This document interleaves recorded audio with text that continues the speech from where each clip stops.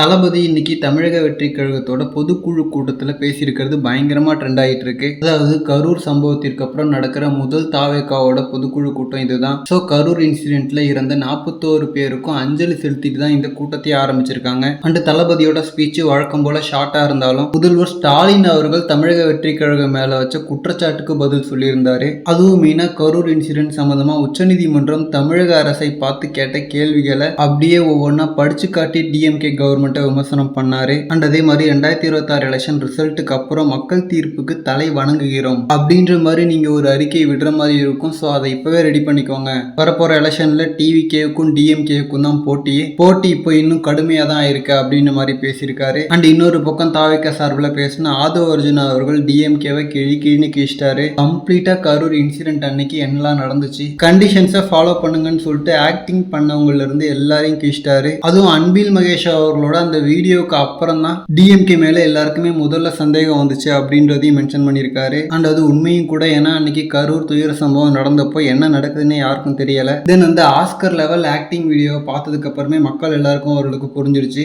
So over acting பண்ணி கேவலமா மாட்டினாங்க. Okay friends, ஒரு வழியா தமிழக வெற்றி கழகம் கரூர் துயர சம்பவத்திலிருந்து மீண்டு எழுந்திருக்கு. அண்ட் இன்னைக்கு பொதுக்குழு கூட்டத்தில் தளபதியோட ஸ்பீச் பத்தி உங்களோட கருத்துக்களை கமெண்ட்ல சொல்லுங்க. தேங்க்யூ.